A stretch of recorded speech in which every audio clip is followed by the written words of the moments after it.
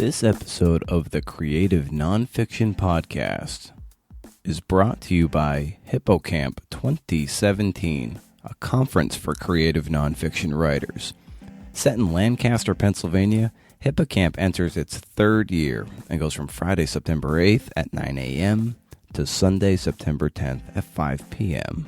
And for Hippocampus Magazine and Conference founder, Donna Tellerico, her goal was to create a sense of nostalgia for summer camps of yesteryear. I was a Girl Scout. I went to summer camp every year, and there's just this great feeling of camaraderie after you spend a lot of time with like-minded people. So I just thought we had a built-in name with Hippocamp. It's part of our magazine name. It also is a summer camp type feeling. So I just thought it was perfect. But we do have the subheading, a conference for creative nonfiction writers, because we want to add a little bit of clarity for people that aren't familiar with Hippocampus, if that makes sense. There are several breakout sessions still available for registration, as well as slots to the conference at large, but they're quickly running out. If nothing else, check out that headlining keynote with this guy named Tobias Wolff. Oh, no, I was really excited. We did have to go through a speakers bureau and everything like that, but to find out that he was available was fantastic. We, Mary Carr was our headlining keynote in 2016, and she was a student of Tobias's. So I think that might have, helped a little bit. During my MFA program, that's when I first read This Boy's Life, and that really resonated with me. We have some similarities, in our childhood upbringing. So just personally for me, I'm excited, but I'm, trying to think more on it, the positives for attendees, not just myself personally, if that makes sense. It's the third annual Hippocamp. Visit hippocampusmagazine.com and click on Conference in the toolbar for more information about the conference. Hippocamp 2017. Create, share, live. Let's do the show. Whoa. Did you just hear that? Pretty rad, huh? I'd say it's riff-worthy. That's right. It's the Creative Nonfiction Podcast. The show where I speak with the world's best journalists, essayists, memoirists, radio producers, and documentary filmmakers about creating works of nonfiction. I'm your host, Brendan O'Mara. Thanks for listening, CNFers. This week, we're coming at you with Bronwynn Dean, whose work in progress is titled Potted, a collection of essays following the marijuana industry from the underground through legalization. Pot is legal in Oregon, and to give you an idea of its prevalence, think New York City Starbucks. There's a dispensary on practically every corner in Eugene, so we'll see how long that lasts. Anyway, here we are for episode 63, and we talk about the value of performance in a piece of writing, which led to her hooking an agent, so that's very important, navigating conferences, the influence of Gonzo journalism, and maintaining a sense of play and adventure throughout the writing process. Be sure to follow her on Twitter at Bronwynn H. Dean. That's BRONWYNNHDEAN. Reach out to me as well at Brendan O'Mara. Not going to spell it. Before we get rolling, I ask that you leave a rating. It's a simple click on iTunes. Or leave a nice review. It's even better. It takes about 60 seconds, and once you're logged into iTunes, it's just bang, bang. You're helping out your buddy. They're adding up, and they really, really help. So thank you for that, if you can just take a moment to do that. Can't stress how helpful that is. So what do you say we just get on with it? Here's Bronwynn Dean, friends. Enjoy, and thanks for listening.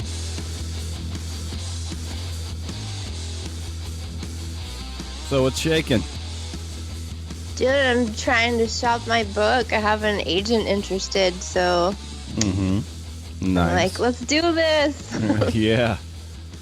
You've been going to a lot of these conferences lately, which has led to complications in us scheduling this talk. So, tell me a little bit about what you've been doing and the nature of this hustle to get your work more visibly seen by people. Well, I'm discovering that it's necessary, of course. I think that face-to-face interaction, people want to hear what you have to say once they get to know you. And that's definitely the case. The last conference I went to was the Mendocino Coast Writers Conference. Yeah, I'd participated in a pitch panel, and one of the agents was like, "This is great, and I think I could totally get this by New York publishers." And then she came up to me afterwards and asked me to send it to her. Nice. So why don't you talk a little bit about what you're working on, and then like maybe how you went about this pitch that baited an agent. I have a nonfiction essay collection. It's called Potted, A Cultivated Life, and it follows the evolution of pot through legalization and kind of my evolution along with it. I've spent a lot of time in the underground weed industry, and then into the legal side of the weed industry and just seeing how it's changed. So offering a little bit of an insider perspective on that. And it's definitely something that people are interested, of course, nationwide, not just in, the states where we have legal weed. And particularly like the underground perspective, because they want to know like, hey, what's it actually like?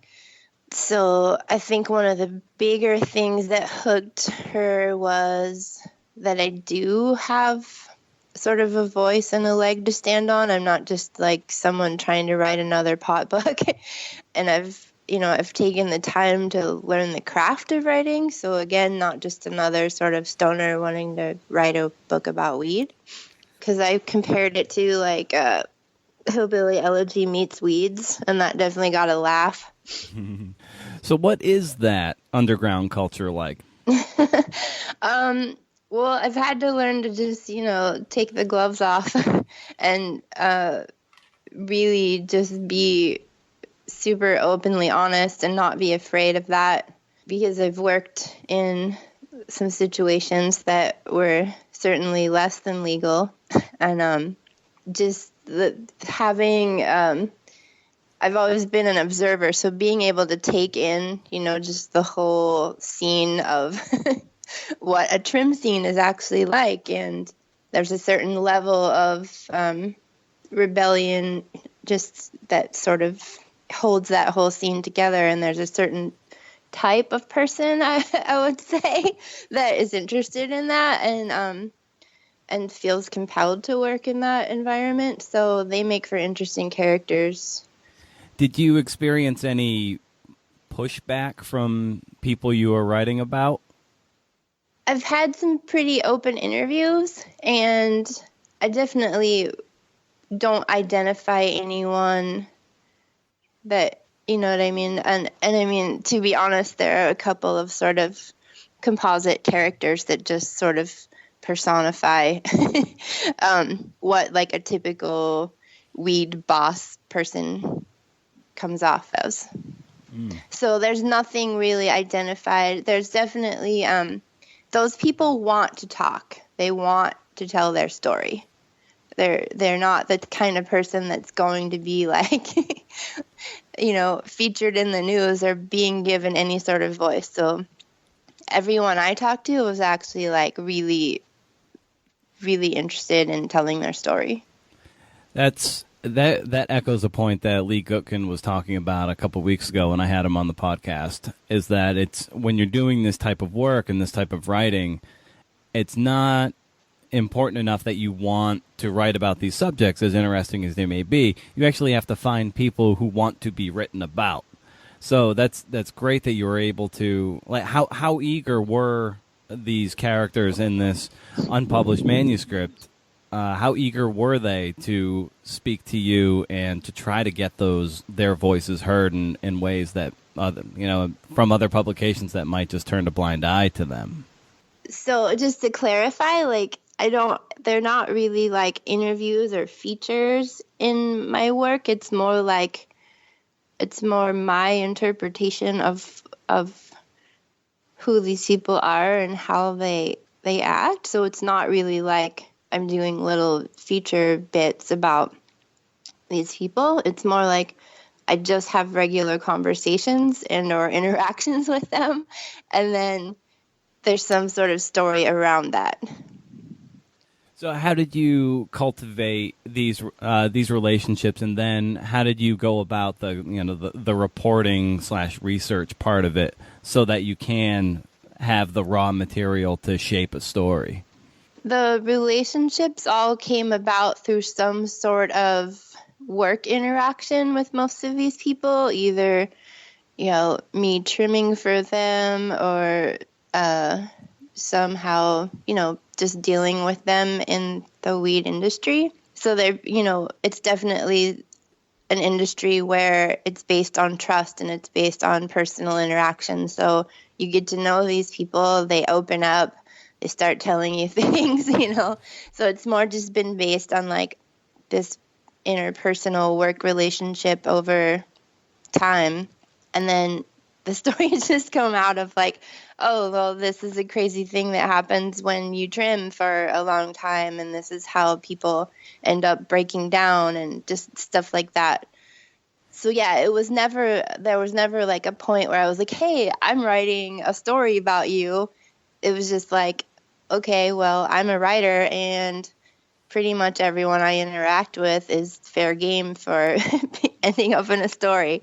And, they sort of have that understanding, may or may not realize that something that I'm writing about is actually them. Because I definitely, there's nothing that stands out as like, this is this exact person. Did you, throughout this process, experience any fear or reluctance to write about any of anything that might be deemed sensitive? Like, how did you navigate those waters? Right. So that's where I made the decision to make it mainly my interpretations. Like, definitely didn't want to pin anyone for anything that may or may not be legal. But I decided to jump in as far as my own, experiences, and like, hey, this happened to me at this point, and this may or may not have been legal at the time, but like, this is what happened. At what point did you realize that you wanted to write about this? I started writing stories about things that were important to me, and then sort of made the connection that they all had the common thread of somehow being related to weed. Mm-hmm. So I was like, hey, this might work. And then more of them came about, and then I sort of shaped some more of them when I started putting them together and realizing that they could be a collection. I was like, well, hey, maybe I need to do a piece that directly relates to the economy because I don't have something on that. Or, hey, this thing just happened to me where I got ripped off, and this is a story. So then just sort of started tailoring the rest of the collection because I had a few pieces that were clearly like, oh, these could be together. So what were as you start to piece and stitch all this stuff together, what were some of the challenges that you experienced in trying to make something that is in some way like that has that cohesion to it, even though it's a book of essays like short stories isn't sort of as narratively bound as something that is just a novel or pure narrative nonfiction, but in this case there is some glue to it. So what challenges did you experience as you were trying to organize the entire work? Definitely trying to see it as an overall project. Like I mentioned before, trying to find the pieces that were missing. And that took a little while to sort of realize, like, okay, if I'm going to approach this subject as a whole, there have to be I have to sort of represent all of the sides. Like, I can't just have my side, even though they are all personal essays. On the pieces that are kind of more journalistic, just really reaching to keep my voice consistent throughout, because it's pretty humor based, and trying to find humor in some of the drier subjects was a challenge. Well, what were you reading at the time to help inform this project, and maybe what did you read that helped inspire the vision of this manuscript? Inspirationally, I think just going back to the classic Gonzo style journalism, where you're just like, hey, anything goes, and actually the crazier and the wilder and the funnier is even better. So I went back and reread, some Thompson, some of his older stuff, just for like, okay, here's how to really get in the facts, but also make it really funny. Let's go back to you're in that pitch room where you were selling this as Hillbilly Elegy meets Weeds. What was your pitch, and just how was that received? And just kind of take us there and tell us walk us through that. A note to anyone that would be doing that: I went to observe the first day of the pitch panel just to see what was working and what didn't, and what kind of feedback the agents were giving. That was really helpful, because then I went home. I had some sort of concepts floating around, but I hadn't really sat down and actually written a pitch before then. I just laid it out there like, okay, I gave my credentials, like, hey, I've been involved in the underground and doing the comparisons. They really like that because they want to know what their potential audience is going to relate to. And they want to know why, of course, that you're the person to do this book. I was just really open, and I think getting that laugh, that helped. Being relatable, not just having, being super dry and like, my book is about blah, blah, blah. Yeah, they don't like that. That's a hard sell, right? Yeah. So when you were listening that first day, what did you notice was good and what did you notice was bad from some of the pictures? Bad was easier to notice because it's easier to just fall into that, like, giving a basic plot synopsis, and that's important, but also you have to remember you have 2 minutes to either have them say, hey, I'm interested, or no, I pass. And 2 minutes is not a lot of time. So a lot of people wasted that time and just started going into this is all my book and these are all these characters. And then you're just like, whoa, I don't even understand what's happening. That's too much information. So the distillation, I think, was crucial. I'm fairly certain I'm the only person out of 40 people that pitched that actually got an agent to want to read their work. Mm-hmm.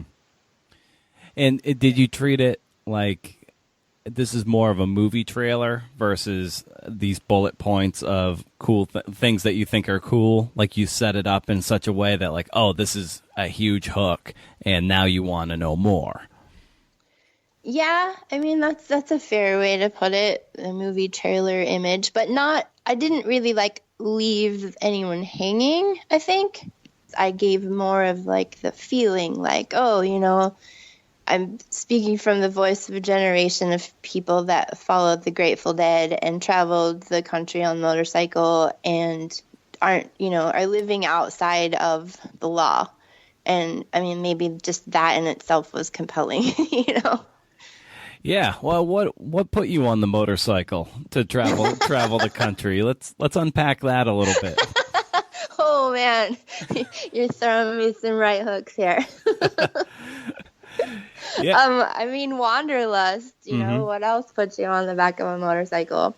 Right. Well, I think you said you grew up in Pennsylvania, right? Mm-hmm. So how did growing up in Pennsylvania eventually put you on a motorcycle and ultimately led you to Oregon? Well, I mean, I didn't ride the motorcycle to Oregon, so just to be clear. Right. I just, I mean, I had parents that were adventurous. I think we were always hiking. They were definitely always reading. So just having that sort of permission to adventure, I think I never really lost that. So yeah, I mean, you know, getting out of high school and jumping on the Grateful Dead bandwagon, it was just a place to go and travel and see people and have experiences. I guess I just continued that and was like, hey, I've always wanted to go to the West Coast. And then you come out here from being in sort of draconian political state from the East Coast, and you're like, hey, I'm never leaving. I mean, I think that sort of sense of, I definitely follow some of that, like from my teenage years and my early experiences with weed. That's something that, you know, the adventure thing is definitely an undercurrent of the book. And just that willingness to live outside of what is deemed normal. When did you first start to cultivate a love of language and reading? That's funny. I mean, first is probably, I mean, I had like this image of me reading Green Eggs and Ham. Just being like, whoa, this is great, and I can read these words and I understand them, and you know, they're making me have a certain feeling. And like I mentioned, I mean, my parents were voracious readers, and it was just always something that was done. So aside from Green Eggs and Ham, which is great, that probably taught you that probably taught you a sense of like how fun and playful and rhythmic language can be in a lot of ways. As you started getting older, what were particular books that really just like hooked on to you and that you maybe still have a relationship with in some sense? I mean, a big one for me was Electric Kool-Aid Acid Test, because that was one where I saw that, you know, it was okay to tell the whole story and talk about drugs and sex and rock and roll. And just, I mean, that one like blew me open. Was just like, I'd go back and read that one still. I love hearing people talk about like the book that all of a sudden turned the world from black and white into Technicolor. Like that, yeah, I mean, that was a big one for sure. Yeah, because there are, you know, when I forget who I was speaking with, but like she read, it might have been Color Purple or something, and she was like, I read that, and all of a sudden I realized what could be done. Like it wasn't paint by numbers type thing. Like it just unlocked what books and writing can be, and it's great that Electric Kool-Aid Acid Test. Like I think that's a real formative book for a lot of people who do narrative nonfiction, and that seemed to overlap with a lot of cultures and counterculture that you find just immensely interesting, and ultimately what you're writing about here. Yes. Yeah. Perfect. That's interviewing 101. Just like that. Just say something obvious and stupid, and then let it hang. So what was the next logical step when you started reading that kind of stuff? At what point did you like, oh yes, I need to start putting words on the page and become a writer myself? I still didn't really like give myself permission at that point. I mean, I was fairly young. I read that book in the end of high school, and you know, still was like, oh well, I need to go to college and do like, you know, the straight guy stuff and, you know, get a teaching job and all of that. I mean, I journaled pretty heavily and definitely like took in experiences, but I didn't yet at that point give myself permission to actually be a writer. Like I wouldn't have considered it to be something that I can do. Yeah, what was that moment like when you realized that this could potentially be a vocation for you? Well, realizing that it was a compulsion. later on in life. I mean, had kids, did all that. I got a journalism degree thinking that that was at least some sort of viable profession, which is funny. And then just realizing that, like, writing these forced kind of stories wasn't making me happy. Like getting an assignment and having to go out and find something interesting about something I didn't particularly care about wasn't doing it for me. Right. Like, covering city council meetings or anything. Is there, like, what's an example of something that, like, you got an assignment, like, and you were just like black? Yeah, I mean, I never did any sort of actual beat like that.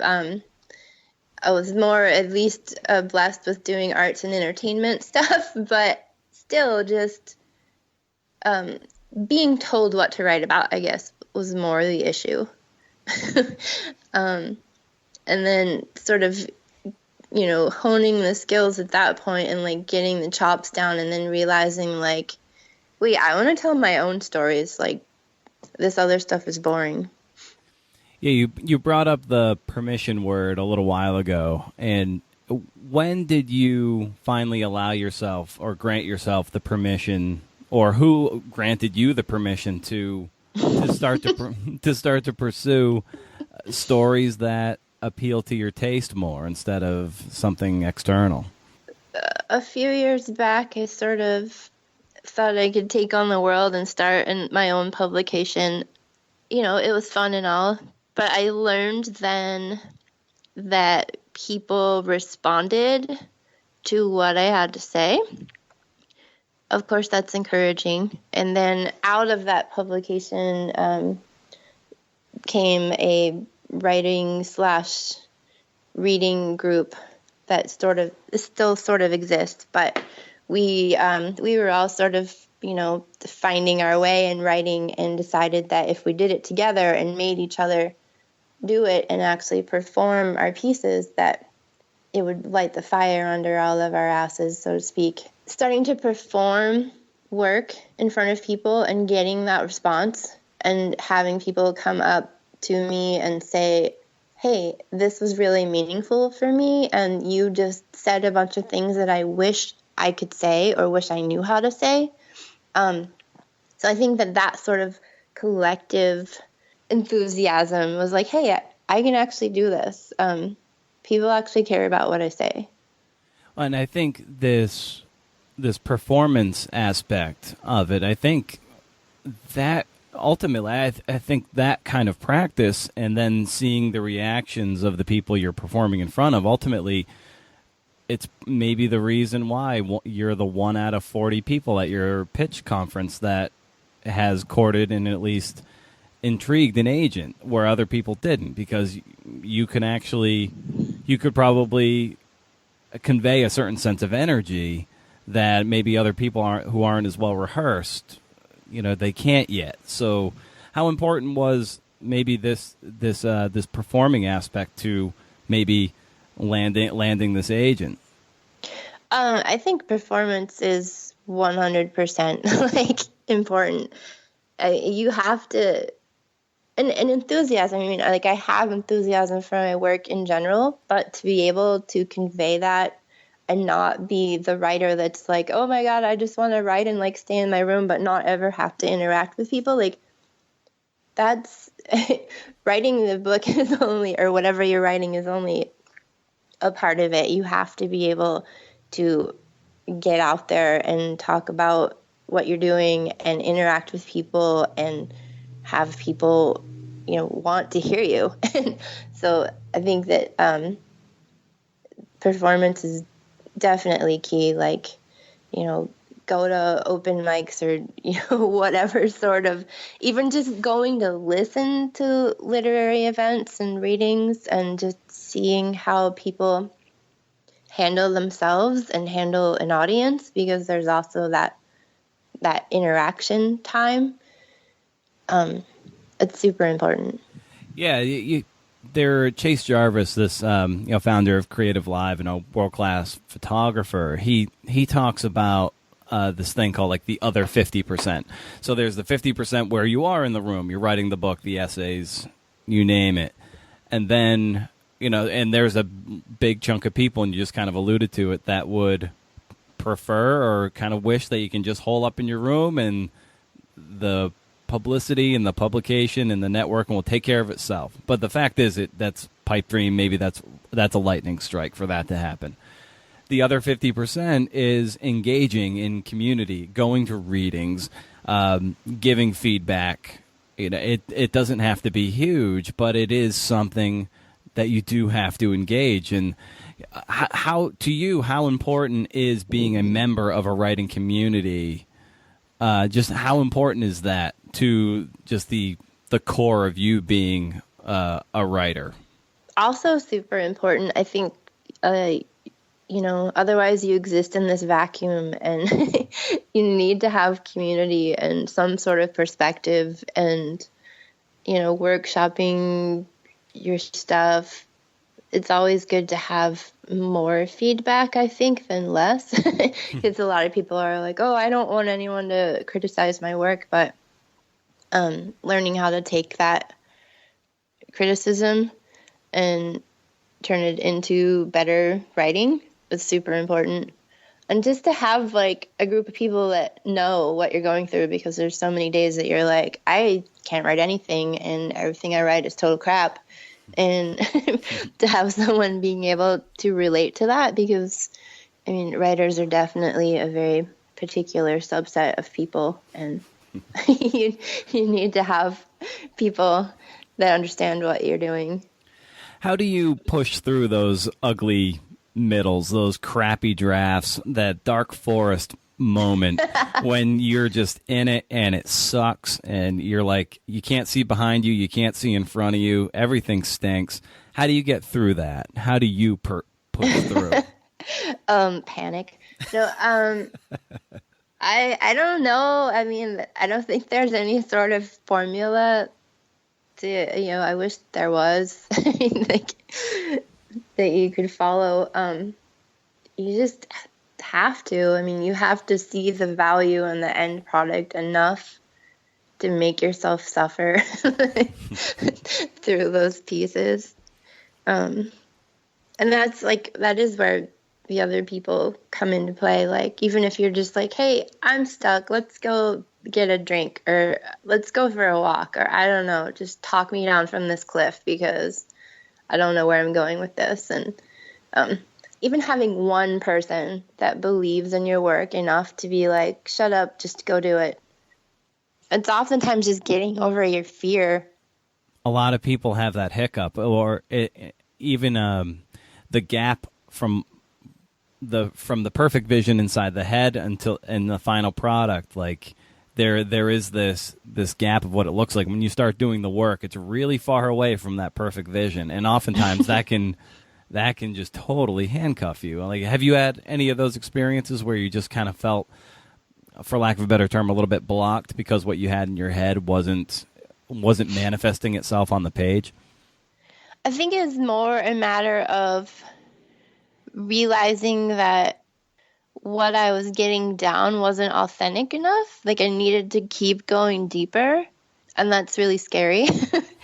So, I would have one sort of level of truth and then read it and just be like, well, this is total BS. Like, I need to tell the reason why, and I need to go more into what's happening here and what's the psychology and where is the breakdown. And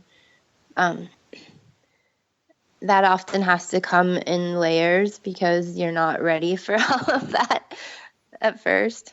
And you've been to a lot of conferences of late, and I suspect you'll be going to more. Like, how do you build that into your life? And it goes back to that sense of community. But like, how important is it for you to find time and money to make these face-to-face introductions?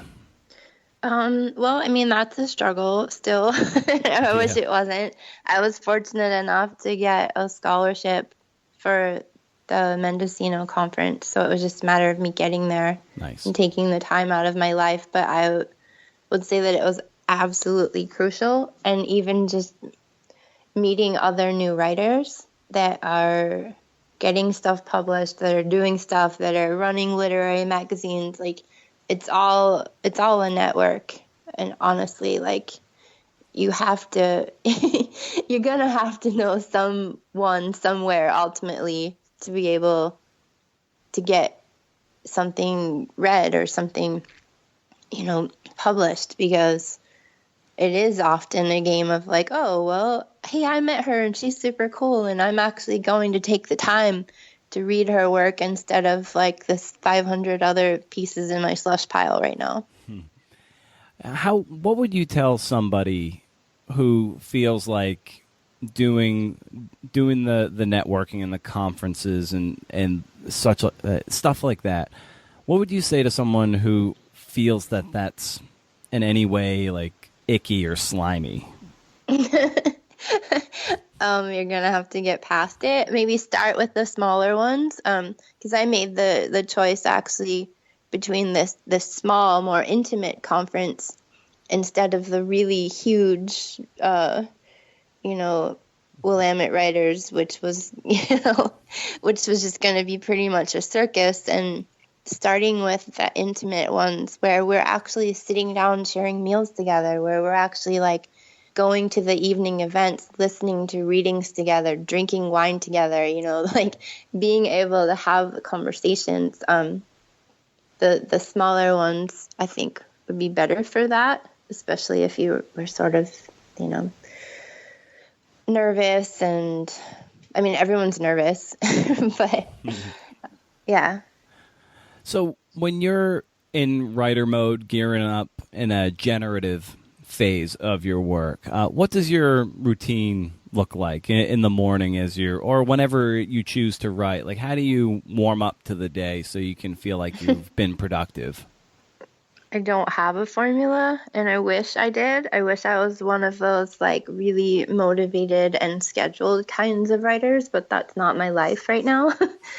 There's just always stuff, and I have to make the conscious effort to wade through all of that stuff and be like, hey, I need to spend at least an hour today working on something. So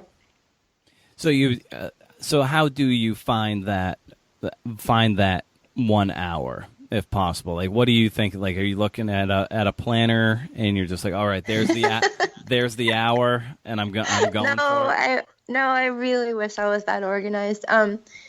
It often, like, to be honest, it ends up where I get to this sort of frenzied state, and I realize that the reason is because I haven't allowed myself the time to sit down. So yeah, it usually takes me getting to that like super wound up state, and if I take a breath, I'm like, well, you know what, I know the reason why, and as soon as I sit down, the frenzy is it goes away, and I just have to block everything out. I have 3 teenagers, I have a bunch of random jobs, and I have to just make it happen and turn everyone else off. Like, I feel like I'm always writing in my head, or I'm always at least observing and taking in, and I always have a notebook with me for those things, or, the notes on my phone. There's always like a snippet of conversation, or, just like the way something looks at a particular time that strikes me enough that I'm like, I have to write this down. Like, because this is going to be something, or it's at least some sort of inspirational starting point for me later. So you're never not writing when you decide that you're a writer. Yeah, that's really important. What kind of notebook do you keep with you? I mean, whatever. Just anything. Usually like a little small one that'll fit. Like, I always have it in my purse or my bag or whatever. And if I, for some reason, don't have that, there's always the notes section on your phone, like always. Right. So what are some books that you revisit from time to time? Like you had mentioned Electric Kool-Aid Acid Test earlier. Are there any others that you keep on your shelf that you're like, oh yeah, I go back to that one again because I need to be reminded of what can be done? Yeah, I mean, I hope not to be cliche, but like I can open up like maybe sort of any page of Annie Dillard and just read a line and be, you know, transported, you know, or like Rebecca Solnit. I've really gotten into a lot of, you know, the women memoirists that are just sort of, they have no fear. Past year or two, Lydia Yuknovich, like The chronology of water is just a tour de force. Yeah. You know, I still go back to Hunter Thompson just for when I feel like I'm getting a little too soft, or and like I'm definitely not a poet, but I can pick up like the E.E. Cummings poetry book and just like read a line of that also, and just remember how words that don't seem like they can go together can go together. And Shel Silverstein for the same reason, like just the ridiculousness. Right. It's to remind yourself that it doesn't have to be so earnest, that it can be fun and playful, and that if you're having fun, the reader's going to have fun. For sure, yeah. So in your greatest ambitions, in your greatest dreams and visions, like where do you see yourself? What would be the ultimate manifestation of Bronwynn Dean's writing career? I mean, I would love to see this book published, and I'm working on some sort of spin-offs from that out of recommendations, like a fictionalized version of, you know, my life as a character. Hard to explain at this point because it's still sort of developmental, but I, you know, I'm also pursuing like being a weed columnist in a couple different publications. So I don't want to be like pegged as the weed girl, you know, but it's definitely, I mean, you got to have some sort of niche. And if that needs to be it, then that can be it. Yeah, like Jessica Leahy, who I had on the show several weeks ago. Like she is the best-selling author of this book called The Gift of Failure, and it's, you know, she's a teacher, and it's you know, it's about, you know, allowing, you know, failure as a major teaching tool. And when she sold that book, her agent, like before it was, you know, it was being developed, and she's like, "Are you ready to be known as the gift of failure person?" Because, you know, because Jess also has a lot of she writes columns for Atlantic and New York Times about education, so like that's her thing.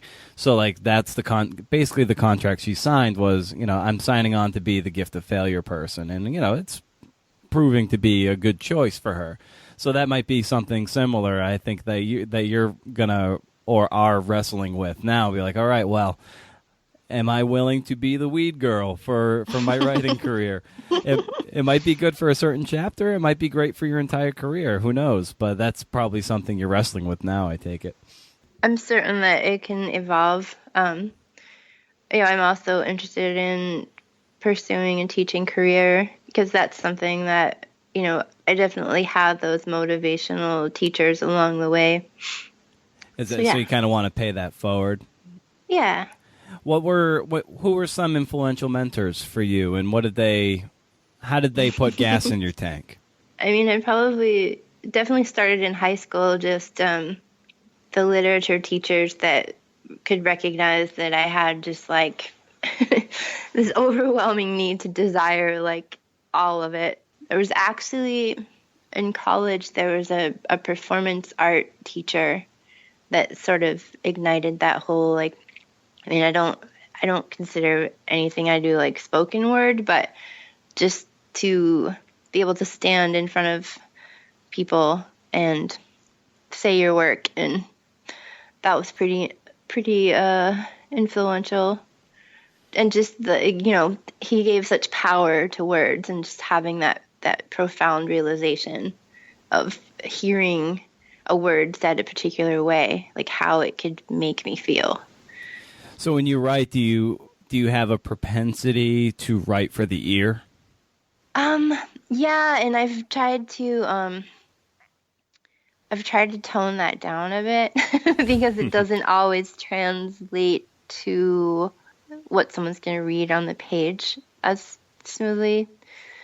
Because, yeah, when I first started just writing my essays, it was definitely with the thought in mind that I was going to be reading it out loud. So there were, definitely more pauses and more breaks, and I've been learning to scale that back a little bit, but also to still give it like enough breath that, people can feel okay about like, oh, I can stop here for a minute and chew on that.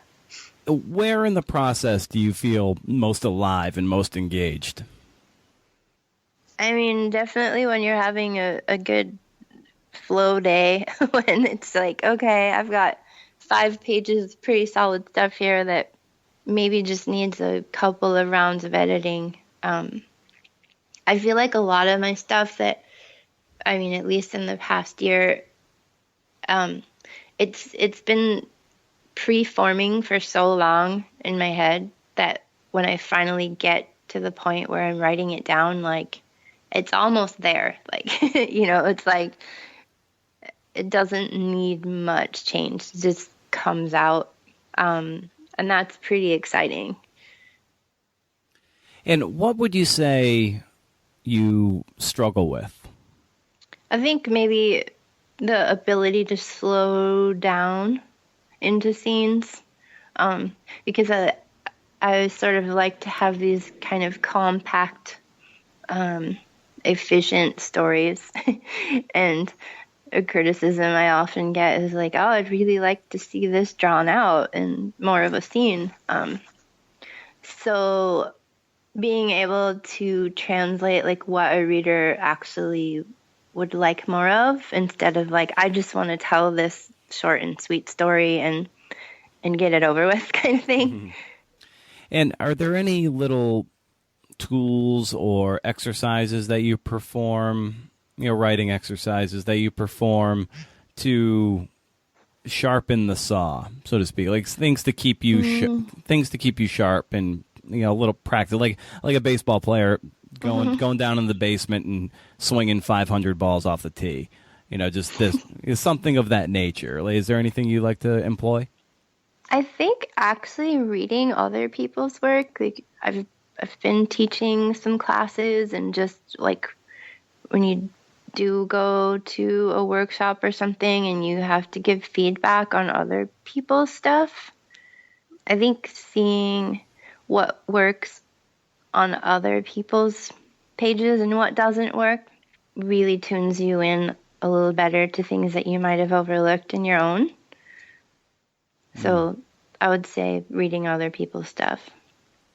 Fantastic. Well, Bronwynn, thank you so much for coming on Creative Nonfiction Podcast. This is a lot of fun getting to dive into your work a little more. And as your manuscript progresses, we'll have to have you back on when the thing starts to take shape and get bound between 2 hardcovers, hopefully. That sounds like a plan. Awesome. Thanks so much, Bronwynn. All right, thank you. All right, talk to you later. Okay, bye. That's a wrap, friends. Big thanks to HippoCamp 2017 for the sponsorship exchange. Be sure to check out the website and go attend the conference, breakout sessions, pitch sessions, amazing keynotes, and a chance to meet your fellow CNFers. Dig the episode? Share it with a friend and pass along the message. Also, one last call for reviews. Head over to iTunes and help a CNFer out. If you peruse today's show notes for the Bronwynn HD episode, or any of them for that matter, check out my monthly newsletter. That gives you some reading recommendations and what you've missed in the world of the Creative Nonfiction Podcast. Man, that is it. I'm a bit out of breath, so I need a week to recoup. See you next week, friends.